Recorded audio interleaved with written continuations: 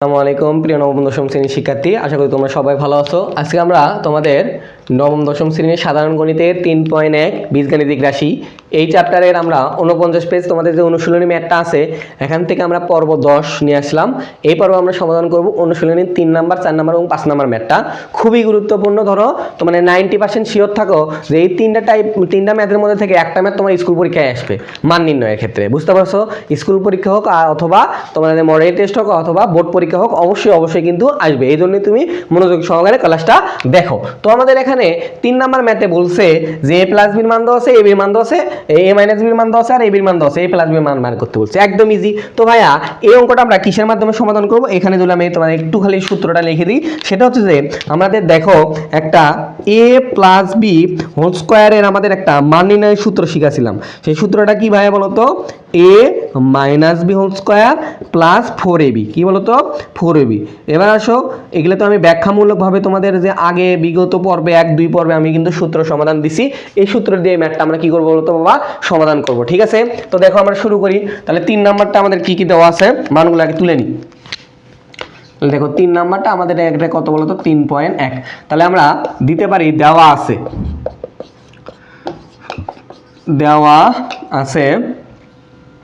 a minus B সমান সমান কত দেওয়া আছে? 4 দেওয়া আছে। আর a b সমান কত দেওয়া আছে বলো তো? 7 দেওয়া আছে। এখন আমাদের যার মান বার করতে বলছে, তাহলে প্রদত্ত রাশি কি বলো তো আমাদের? a প্লাস বি এর মান আমাদের বার করতে বলছে। এবার আসো আমরা প্রদত্ত রাশি না লিখে আমরা সূত্র লিখবো ডিরেক্ট, যে আমরা কি জানি ভাইয়া বলো তো? a plus b whole square এর মান নির্ণয়ের সূত্র কি বলো তো? a minus b whole square তারপর প্লাস 4ab। এবার আসো এর মান কত? a মাইনাস বির মান দেওয়া আছে কত বলো তো বাবা? 4 দেওয়া আছে না? তাহলে 4 এর উপর স্কয়ার দিলাম প্লাস, এবার 4ab এর মান কত দেওয়া আছে বলো তো? 7 দেওয়া আছে। তাহলে এখানে আমাদের 4 4 16 প্লাস 4 6 কত হয় বলো তো? 24। তাহলে 16 আর 24 কত হলো আমাদের বলো তো? 200। 4 6 24 আর একটা শূন্য। তাহলে সবগুলো যোগ করলে আমাদের টোটালি কত হচ্ছে ভাই বলো তো?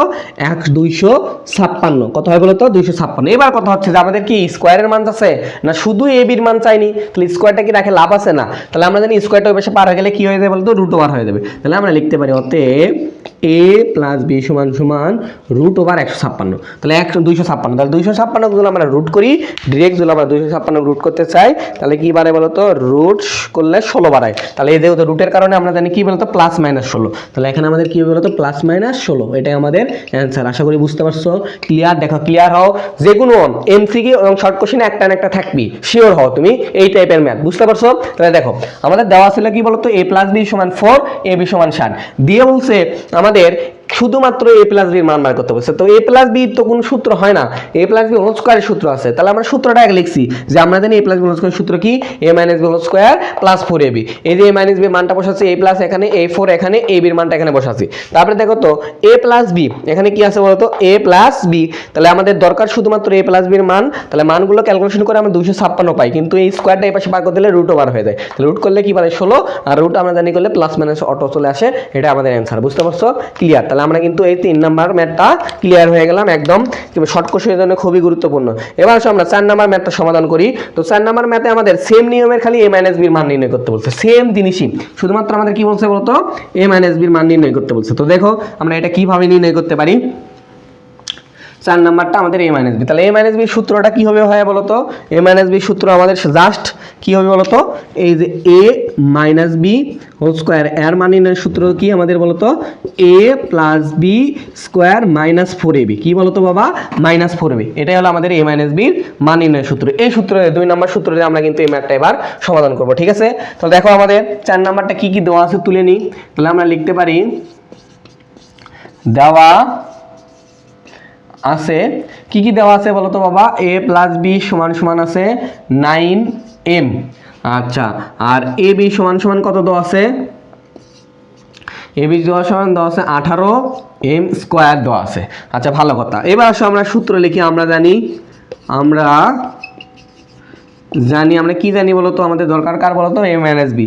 তাহলে a minus b whole square সমান সমান a plus b whole square তারপরে আমাদের কি বলতো -4ab -4ab। এবার আসো মান বসাই, a প্লাস b মান কত দিয়েছে 9m, তারপর কি বলতো স্কোয়ার -4ab এর মান কত দিয়েছে বলতো 18m স্কোয়ার। এবার আসো 9 এর উপর স্কোয়ারে করলে কত হয় বলো 9 9 81m স্কোয়ার মাইনাস 4 18 কত হয় বলতো 4 18, 4 গুণন আমাদের যদি 18 করা হয় তাহলে কত হয় বলতো 72 হচ্ছে, কত হচ্ছে 72m স্কোয়ার। তাহলে এবার আসো 81 মধ্যে থেকে যদি আমরা 72 বাদ দেই, তাহলে 81 মধ্যে থেকে যদি আমরা 72 বাদ দেই, 81 বিয়োগ কত বলতো আমাদের 72, তাহলে কত হচ্ছে বলতো 9। তাহলে আমরা কি পেলাম বলতো এটুকু ক্যালকুলেশন করে যে 9m স্কোয়ার পেলাম। এবার দেখো আবার সেম আমাদের চাইছে শুধুমাত্র a মাইনাস b এর মান, তাহলে আমার স্কোয়ার রেখে লাভ আছে, তাহলে এখানে আমরা লিখতে পারি অতএব a মাইনাস b সমান সমান √1। আমরা কি জানি বলতো স্কোয়ার আর রুট যাই কি হয় বলতো কাটা। এবার আসো 3 এর উপর যদি আমরা 9 রুট করলে বাড়াই হলো 3, আর m তো m আর রুটের জন্য প্লাস মাইনাস, তাহলে আমাদের উত্তরটা কি বাড়ালো বলতো, উত্তরটা হচ্ছে যে আমাদের +-3m। কিভাবে বাড়ে আরো একটা ক্যালকুলেশন দেখো, স্কোয়ার আর রুট গেছে কাটা, কাটা গেলে কি থাকে বলতো 9 যদি রুট করি তাহলে এবার +-3 আর এই একটা m। বুঝতে পারছো ক্লিয়ার? তাহলে আমাদের কিন্তু এটাও কিন্তু সহজেই করে ফেলে দিলাম। তাহলে আমাদের দেখো 4 নাম্বার ম্যাথটা কিন্তু ক্লিয়ার। আচ্ছা এবার আসো তাহলে আমরা কি করতে পারি বলতো 5 নাম্বার ম্যাথটা ক্লিয়ার করি। তাহলে 5 নাম্বারে কি দেওয়া আছে দেখো, খুবই গুরুত্বপূর্ণ তোমাদের সৃজনশীলের গ নাম্বারের জন্য। সৃজনশীলের খ অথবা গ নাম্বার এই টাইপের ম্যাথ কিন্তু থাকবে ইনশাল্লাহ, তোমাদের খুব গুরুত্বপূর্ণ, নিয়মটা শিখে নাও। তাহলে আমাদের এখানে কি দিছে বলতো, আমাদের এই ম্যাথটাই দিছে ax -1/x সমান সমান কত দিছে বলতো 4 হলে আমাদের x⁴ প্লাস 1/x⁴ এর সমান এত প্রমাণ করতে বলছে। এবার আসো এই ম্যাথটা সমাধান করতে গেলে আমাদের কি করতে হবে, দুইবার বর্গের সূত্র খালি ইউজ করতে হবে। এর কথা হচ্ছে দুইবার কেন, আমরা কি জানি ভাইয়া বলতো স্কোয়ারের সূত্র হয়, কিন্তু 4 এর তো কোনো সূত্র নেই। তাহলে আমরা দুইবার যদি স্কোয়ার করি তাহলে তো 4 এ চলে যাবো। তাহলে দেখো একদম ইজি, একটা খালি নিয়মটা মনে রাখবা, তাহলে সবগুলো অঙ্কই করতে পারবা, যে কোনো 4 এর নিয়ম। তাহলে আমাদের এখানে 5 নাম্বার আমরা কি করতে পারি, ফার্স্টে আমরা কি আছে দেওয়া আছে লিখে তুলে নিই। এটা আমাদের দুইটা লেয়ারে ম্যাথ হবে। তো দেখো দেওয়া আছে x -1/x সমান কত আছে বলতো 4 আছে। এখান থেকে আমরা ক্যালকুলেশন করা শুরু করি। এবার আসো আমরা উভয় পক্ষে বর্গ করে দেবো। কি করে দেবো বলতো, বর্গ x -1/x স্কোয়ার সমান সমান 4 এর উপর বর্গ করলাম আমরা। এবার আসো তাহলে এবার আসো a - b স্কোয়ারে আমাদের দুইটা সূত্র আছে, একটা প্লাসের একটা মাইনাসের। তাহলে আমরা মাইনাসেরটা আগে বসাই। তাহলে এরকম তো আমরা বুঝলাম, প্রথমে আমরা দেওয়া আছে লিখে তুলে নিছি 4, এটা সমান 4, উভয় পক্ষে আমরা কি করে দিলাম বলতো বর্গ করে দিলাম। এবার আসো আমরা বর্গের সূত্রটা বসাই। তাহলে আমরা বর্গের সূত্র কি বলতো, a - b স্কোয়ারের সূত্র কি বলতো, যে square -2ab plus square -2ab plus b square. তাহলে আমাদের 1/x তারপর স্কোয়ার আর 16 উপর 4 উপর স্কোয়ার কত হয় বলতো 16। এই স্কোয়ার ax আর x প্লাস এটা কি আছে বলতো ভাগ অবস্থায় আছে, কাটা গেল। কাটা গেলে আমাদের কি দেখেছে 2 উপরের সাথে গুণ করলে 2 হয়। তাহলে আমরা ক্যালকুলেশন করলে কি পাই, x² -2 প্লাস 1/x স্কোয়ার থাকে সমান সমান কত বলতো 16। এবার আসো তাহলে আমরা এখানে x² প্লাস 1/x স্কোয়ার সমান সমান দিলে আমরা 16, এই -2 আমার প্লাস হয়ে যায়। তাহলে এই পাশে আমাদের কি থাকছে আর কি বলতো x² প্লাস 1/x স্কোয়ার সমান সমান কত বাড়াচ্ছে বলতো 18 বাড়াচ্ছে। একদম ক্লিয়ার, একটু বোঝার চেষ্টা করো। তাহলে আমরা এইটুকু ক্যালকুলেশন কিভাবে করলাম দেখো, প্রথমে আমরা উভয় পক্ষে বর্গ করছি, বর্গ করার পরে কি আছে বলতো a - b square square -2ab plus b square যা আছে তাই 16। আচ্ছা এবার দেখো আমরা এই উপরে x আর নিচে কাটা গেল, কাটা গেলে কি থাকছে বলতো x স্কোয়ারই থাকছে, এই দুই দুটোর উপরে গুণ হয়ে যায়, তাহলে তো 2 হচ্ছে। আচ্ছা এটা যা আছে এর উপর স্কোয়ার করলে আমরা x স্কোয়ার পাই। এবার দেখো তো আমরা এটা রেখে দিলাম আর এটা রেখে দিছি, এই 2টা এখানে কি অবস্থা আসলে মাইনাস, এই পাশে বার হয়ে গেলে কি হয়ে গেল প্লাস। তাহলে এটা যা আছে তাই। এবার 16 সাথে 2 গুণ করলে কত হয় 18। এবার আমাদের দরকার কি বলতো 4 দরকার না, তাহলে উভয় পক্ষে আবার বর্গ করলাম।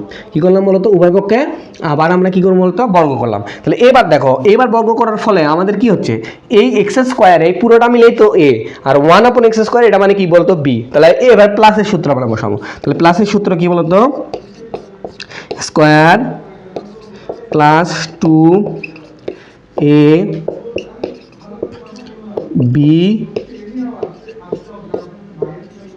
ইকুয়াল টু 300 কত হয় বলতো 24, তাহলে আমরা 18 উপরে আমরা যদি স্কোয়ার করি তাহলে কত বাড়ায় বলো তো 324 বাড়ায়, বুঝতে পারছো? তাহলে আমরা 324 পর্যন্ত লিখলাম। এবার আসো তাহলে আমাদের কি হয় বলো তো, এর উপর স্কোয়ার পাওয়ারের উপর পাওয়ার, আমাদের এই পাওয়ারে কি হয়ে যায় বলো তো, গুণ হয়ে যায়। তাহলে x টু দি পাওয়ার আমাদের কত হয়ে যাবে বলো তো, 4 হয়ে যাবে প্লাস, এবার দেখো এটা আর এটা কাটা গেলে কি থাকছে বলো তো 2, আর এখানে প্লাস 1 1ই এর উপর কি হয় x টু দি পাওয়ার 4 হয় সমান সমান 300 কত হচ্ছে বলো তো 24। এবার দেখো তাহলে আমাদের প্রমাণটা মিলে গেছে, x to the power 4 plus 1 আপন x টু দি পাওয়ার 4 সমান সমান 324, এই মনে প্লাস 2 এই মনে হলো মাইনাস, তাহলে আমরা লিখতে পারি অতএব x to the power 4 plus 1 আপন x টু দি পাওয়ার 4 সমান সমান 322, এটাই আমাদের অ্যান্সার, এটা আমাদের প্রমাণ করতে বলছে। তাহলে আমাদের লিখতে পারি প্রুফড, বুঝতে পারছো? ক্লিয়ার? তাহলে আমি দেখো আমি আবার একবার বুঝে দিচ্ছি তোমাদেরকে এটা কিভাবে, খুবই গুরুত্বপূর্ণ। ফোরের নিয়মটা তুমি মনে রাখবা, যেই মানি দিক তুমি এই টাইপের সমাধান করবা বা এই প্যাটার্নে ক্যালকুলেশন করবা, তোমার কিন্তু ফোরের নিয়মে প্রমাণ তোমার পাইয়ে যাবা, বুঝতে পারছো? মান নির্ণয়তে দিতে পারে অথবা প্রমাণিত দিতে পারে, অনুশীলনের তোমার সৃজনশীলের খ অথবা গ। তাহলে দেখো আমাদের দিছিল কি, এ শুধুমাত্র এটা বলছে যে a মাইনাস 1 x মাইনাস 1 আপন x সমান 4 হলে আমাদের প্রমাণ করতে বলছে x to the power 4 plus 1 আপন x টু দি পাওয়ার 4 সমান 322। তাহলে আমরা কি করছি, 4 বার করতে গেলে 2 বার বর্গ করা লাগবে। তাহলে দেখো আমরা বর্গ হিসাব করে বর্গের সূত্রের মাধ্যমে আমরা এটুকু পর্যন্ত আসছি, আসার পরে আমরা আবার বর্গ করছি, বর্গ করার পরে ক্যালকুলেশন করে আমাদের কি যাচ্ছে বলতো, এটা চলে যাচ্ছে। এটা কিভাবে ক্যালকুলেশন করে এটা তুমি পারো, বুঝতে পারছো? এটা তো ক্লাস 8এও ছিল, সেম জিনিসের ম্যাথ কিন্তু তোমাদের ক্লাস 8এও ছিল আশা করি। তো আমরা এই পর্বে যে 3টা ম্যাথ সমাধান করলাম খুবই গুরুত্বপূর্ণ তোমাদের শর্ট কোশ্চেন এবং সৃজনশীলের খ করার জন্য, আশা করি বুঝতে পারছো। তো আমরা এর পরে পর্বে বাদ বাকি ম্যাথগুলো সমাধান করবো ইনশাআল্লাহ। সালামু আলাইকুম।